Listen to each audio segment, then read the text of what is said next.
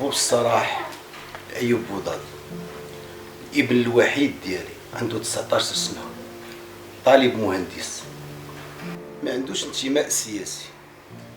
الانتماء ديالو هو الأصدقاء ديالو.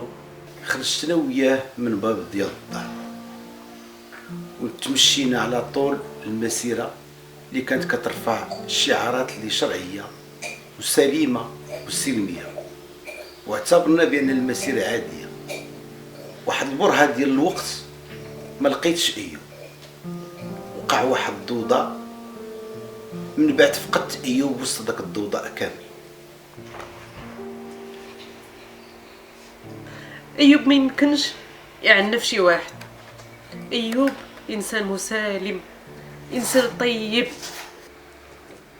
كيفاش هاد رجال الأمن دايرين دي سيرتيفيكا ميديكال بأنهم تعنفوا من طرف أطفال؟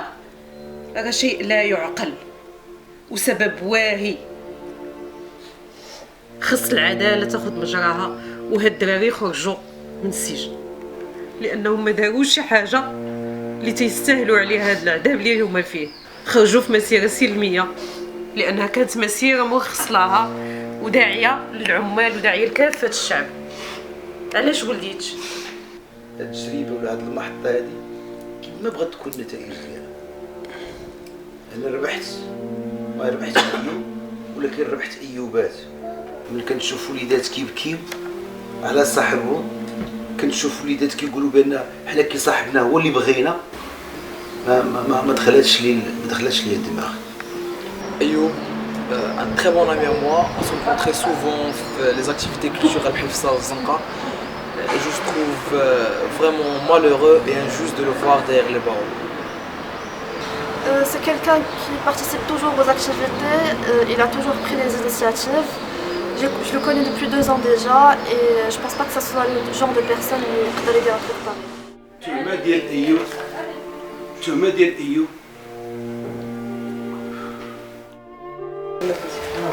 شكاس ديالي ما نعرف. تاع شو اليوم 12 أبريل،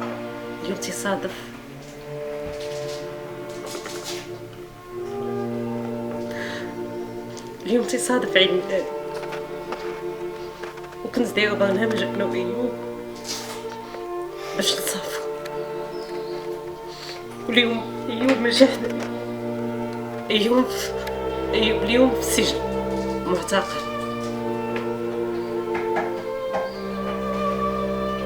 خو عليا الدار، وانا راه الدار بلا أيوب ما تتسوى حتى حاجه، لانه ابني الوحيد ماشي هي ولدي، راه ولدي وخويا وصاحبي وكل شيء ليا في الدنيا، لاني عندي غير هو. وانا ما يمكنش يستحيل الحياه تكون عندها معنى بلا بيه.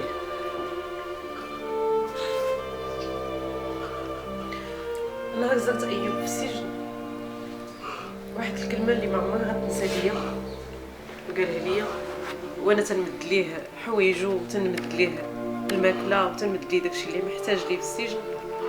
قال لي ماما انا ما بقاتش عندي السميه، انا وليت رقم، ما عقلتش انا على داك الرقم 1135 او 1130.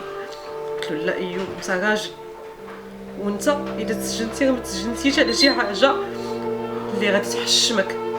كنت متاكد بان صحابك وعائلتك وانا وباباك كنا تنفتخروا بك، وانا ما عرفتش.